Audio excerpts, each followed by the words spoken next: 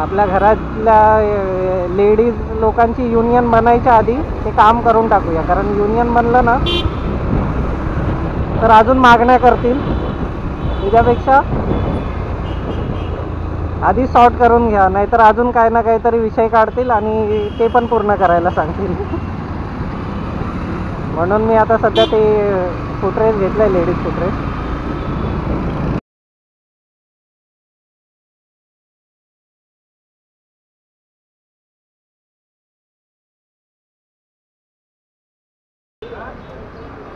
आपण आहोत आता ग्रँड रोडला आणि मी घेतलंय आता फुटरेस जो लेडीजचा.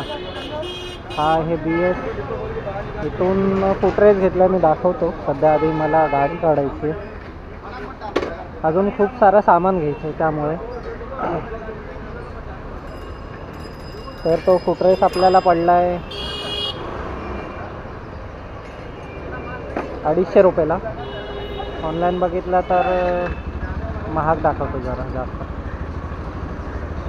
आणि आता घ्यायचं आपल्याला ऑइल आणि ऑइल फिल्टर.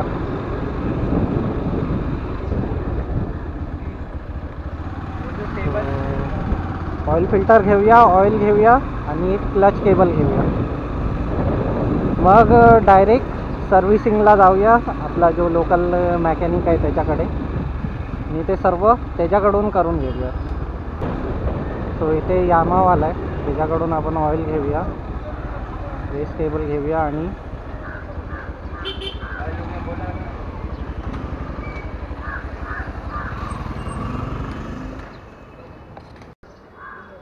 हे मी पार्ट्स घेतलेत आता. प्लस BS मधून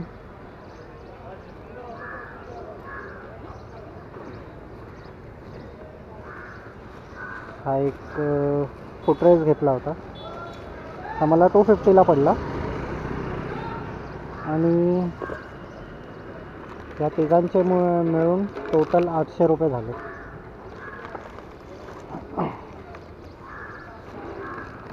सो आता आपल्या मेकॅनिककडे जाऊन गाडीची सर्व्हिस करूया. जरा गाडीतून आवाज येतो आहे, प्लस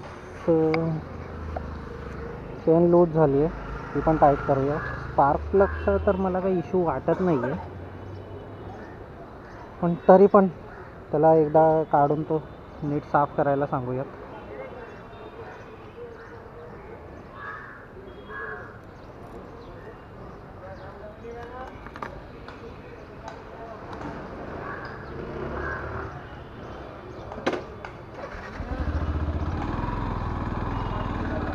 मी ग्रँड रोडला ह्यामुळे आलो की जरा माझं एक काम पण होतं, आणि ऑलमोस्ट इथे बऱ्यापैकी चांगला डिस्काउंट भेटतो. हो शिट, 900 कावासाकी. हां, बऱ्यापैकी चांगला डिस्काउंट भेटतो, ओरिजिनल पार्ट्स भेटतात, आणि इथे डीलर चांगले आहेत बोलायला चालायला वगैरे. आणि 2-3 गोष्टींचा भाव काढायचा होता मला. मागचं कॅरियर झालं जे आपल्याला गावी जाताना लागतं ते, त्यामुळे बोललो इथेच येतो. भाव काढला तर आपल्याला अंदाज येतो की किती खर्च करायचा बाकी अजून बाईकवरती, म्हणून बोललो इथेच येतो आता सध्या तरी. सो मी त्या कॅरियरचा भाव काढला. कॅरियर विकत घेता आलं असतं तर बघायला नको होतं. कॅरियरचा भाव काढला की ओला 1200 रुपये, प्लस टॉप बॉक्सचा भाव काढला तर तो बोलतो 8000 रुपये. सो त्याच्यासाठी अल्टरनेटिव्ह बघेन मी काय सापडतं आहे का. सध्या तरी जी नॉर्मल आपली सर्व्हिसिंग आहे तीच करायची आहे, कारण आहे ना ही क्लच केबल खूप खराब झाली आहे. आणि कधी जर लॉंग राईडला गेलो आणि तुटली ना, लास्ट टाईम आपण ही चेंज केलेली रेस ऑईल, पण ही ओरिजिनल नाही आहे. सो जरा त्यावेळी मी घेताना वेडासारखं काही उचललं, आणि ते मी इथून मार्केटमधून नाही घेतलेलं. घ्यायला हवं होतं पण मला एवढं समजलं नाही. सो आता मी विचार करतोय की थोडे दिवस जोपर्यंत चालते चालवेन, नाहीतर पावसानंतर चेंज करून टाकेन ती पण. कारण जेवढ्या गोष्टी ओरिजिनल असतील ना तेवढ्या चांगल्या असतात.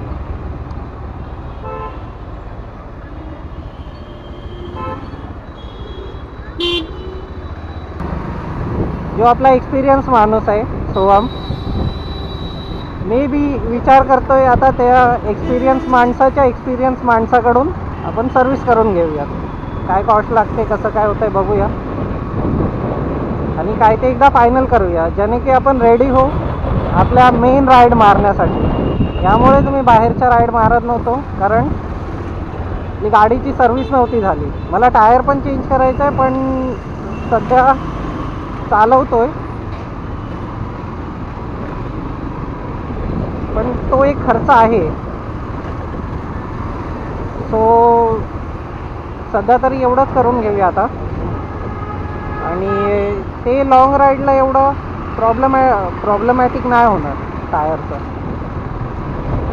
पण जे हे सर्व्हिसिंग आहे ना, ती वेळच्या वेळी करणं गरजेचं आहे, कारण इंजिनचा इश्यू होऊ शकतो,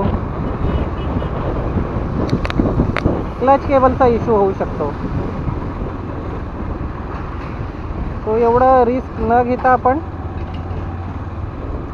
सध्या हे करूयात.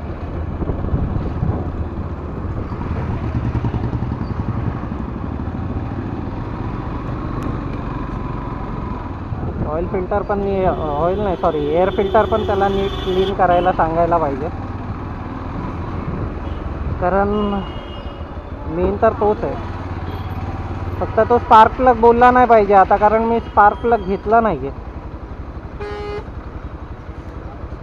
नाहीतर मग मागवावं लागेल कोणाकडून ना कोणाकडून तरी. मी विचार केलेला जो फुटरेस घेतला आहे ना आपण, मेन काय होतं, जेव्हा लेडीज वगैरे साडी घालून बसतात ना, त्यामुळे त्यांना नीट पाय ठेवता नाही येत. सो आपला नॉर्मल फुटरेस आहे तर त्याच्यावरती एकच पाय ठेवता येतो. तर मी विचार केला की ते लोक हे करतील करून, त्या लोकांना त्रास होतोय उलट.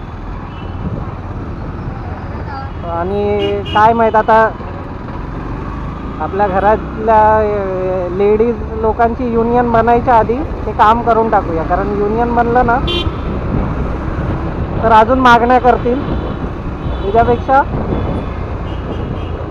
आधी सॉर्ट करून घ्या, नाहीतर अजून काय ना काहीतरी विषय काढतील आणि ते पण पूर्ण करायला सांगतील. म्हणून मी आता सध्या ते फुटरेस घेतलाय, लेडीज फुटरेस. तो मी विचार केलेला मी स्वतःच लावेल, पण आता हातोहात एवढं सर्व्हिसिंग वगैरे करून घेतोय, तो त्यांनाच बोलतो की तुम्हीच हे करून द्या मला.